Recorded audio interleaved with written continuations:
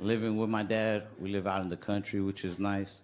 It's like a pond in our backyard. I've never lived near a pond. I've never had a pond to go to, and I didn't even think I'd like it that much. Sometimes when I'm bored, I go out to the pond to, ponder.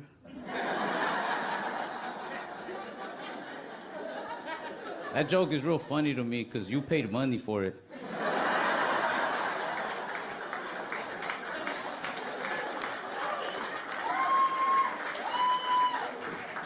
Nah, but seriously, you ever stare at a pond? You'll get stuck staring at it. It's like a reflection to your own soul. You can lie to yourself. You can't lie to the pond. I was staring at it for like 30 minutes one time before I finally snapped out of it. I was like, oh, damn. She's cheating on me.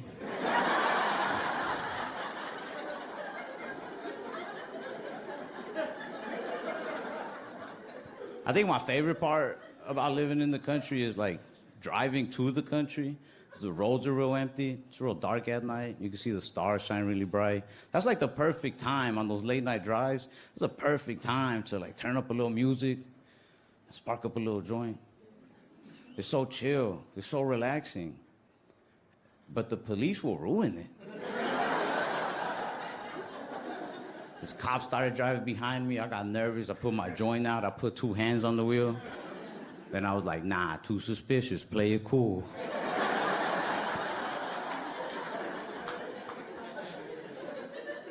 But I got nervous. We're in the middle of nowhere. He was following me for 20 minutes. I'm paranoid. I'm high. I'm like, is he going to pull me over? Is he not? And then I got this genius idea. I scooted over to my left lane. I slowed down a little bit. And then I got behind him. You ever drive behind a cop? It's a different energy. When he was behind me, I was too nervous to smoke. But when I got behind him, I sparked that bitch back up.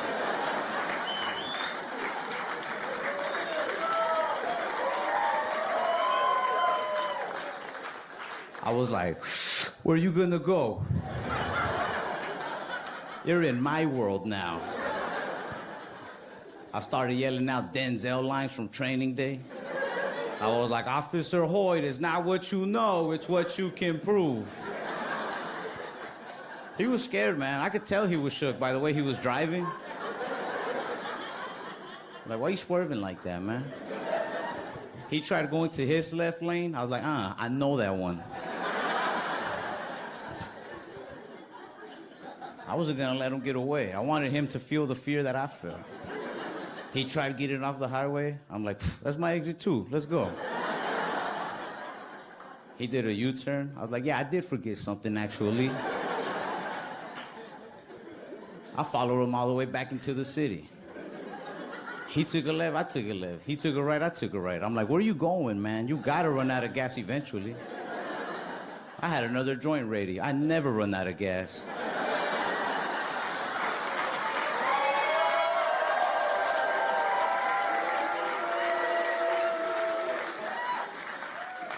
Just as I was about to spark it, he put a signal light on.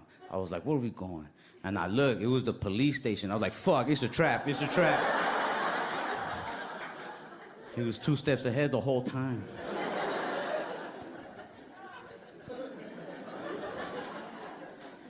Nah, the thing is going to different cities and trying, like, the junk food that's famous out of that city, but like their local stuff, from the hole in the wall, family-owned type businesses.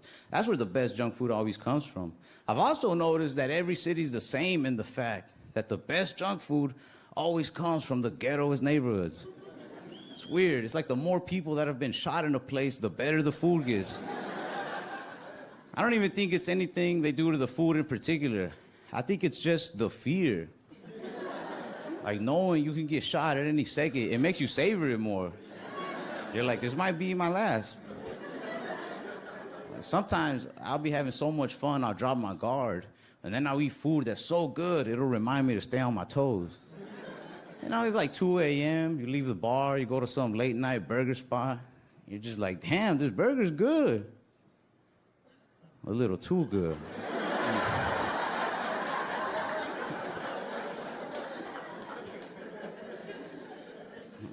Anytime I'm in a different city and I want to look for something good to eat, I never go on like Yelp or TikTok. I just watch the news. I wait for them to be like, local man shot at taco stand tonight. I'm like, that's the spot. I'll go that same night. Because you know there's not going to be a line. I'll go up there like, yo, is this where that guy was shot? Whatever he had, I want 6 of those. Or I'll go to like the corporate junk food places too. I just don't like when their customer service is too good. Like if I go to somewhere where I'm not spending that much money and they're being super nice to me, it gets uncomfortable. Like at those Chick-fil-A's. And I'm just like, all right, thank you for my chicken sandwich. It's my pleasure. Yeah? This is what does it for you. I'm like, you can have it back. I'm not even hungry anymore. It only makes sense when they treat you like that at the expensive, fancy restaurants. Those places where the more money you spend, the nicer they get. Especially the servers in those places, man. When they're trying to earn a fat tip, they'll be so nice to you, you almost feel like they're trying to have sex with you a little bit. You know, you'll be like, yo, can you bring us another round of drinks and another order of that appetizer? They're like, yeah, of course. That's a smart choice. You're a wise man and you have kind eyes.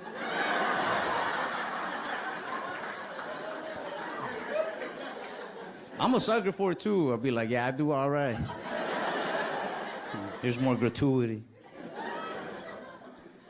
It's not like that with fast food. With fast food, it's like the more food I order, the madder they get. We were on our way to a house party once, and we stopped at a McDonald's and ordered 100 McChickens.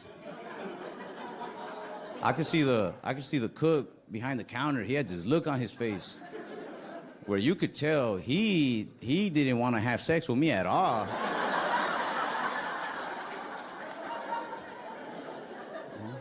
I took one look at that man. I was like, he is not horny. Travel a little bit, which is cool. I took a $25 bus ride from Dallas to Houston one time. It's like a 4-hour drive. I remember thinking, man, $25 and they take you to a whole other city? That's a great deal. Then the driver started screaming at us. I started to understand the pricing a little more. He was like, 2 things before we get going on this drive I want to make very clear. 1, there's no smoking of any kind on my bus. Do not smoke. I don't care who you are. No smoking. I was like, all right.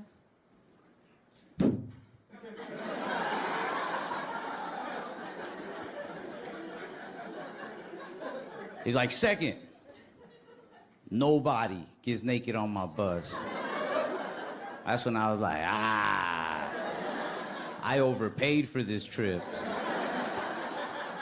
He scared the hell out of me when he said that because there was only 3 of us on the bus. I was like, sir, do you know these 2? And then I felt offended with them because what look do the 3 of us have? That when this man saw us, he was just like, these are some little sluts right here. I better make an announcement.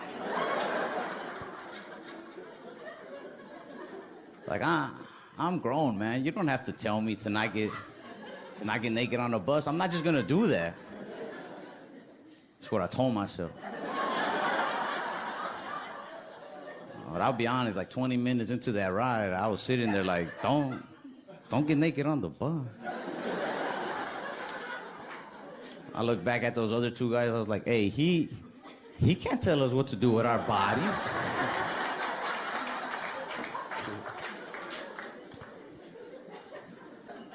I love being able to travel now, you know. It's opened my mind to a lot of things. I didn't realize this, but I take some things for granted that people in other places, you know, they'd appreciate more, and vice versa. I was in Canada a while back, and I was talking to this girl. I said, it's so cool how in Canada you guys have legal weed across the nation.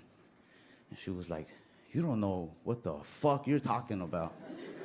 I was like, oh my God, I don't.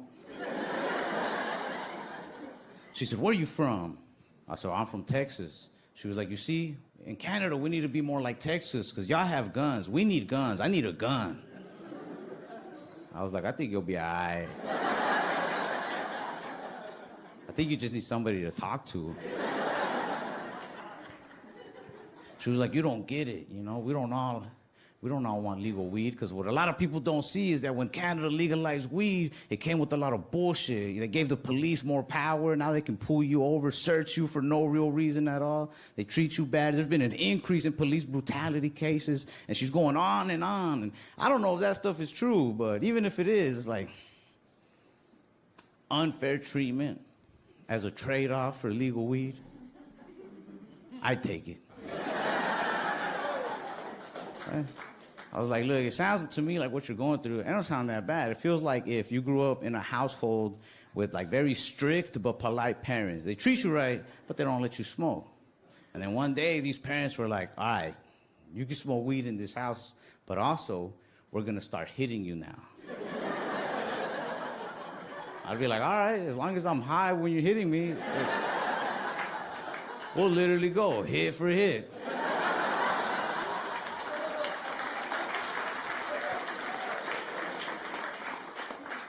I didn't even realize, like I'm born and raised here in Texas, but I didn't realize how accustomed to it, how Texas I really was on the inside until I got to travel. I remember the first time I stayed in New York for a few weeks. I was like 20 maybe, and my buddy was pointing out to me. He's like, hey man, have you noticed how over here nobody can walk around with guns? He's like, the police can have guns, we can't have guns, only the police can. I was like, dang, for real? Am I Republican? Don't take that too serious. These are just jokes. It just threw me off is all, because I'm not used to that. I mean, don't get me wrong, I'm used to, yeah, the police walk around, they have their gun at the holster. Sometimes they might even eyeball you a little bit. Right? Like as if to say, like, hey, don't start nothing now. And that's fine, I'm used to that, you know. I'm just also very used to the way it is back home, where you can also walk around with a gun at the holster. And if you're feeling up to it, you could eyeball the police back a little bit.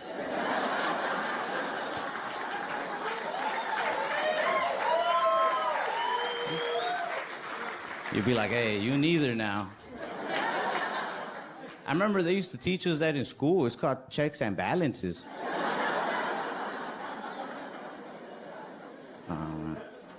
I went to camp.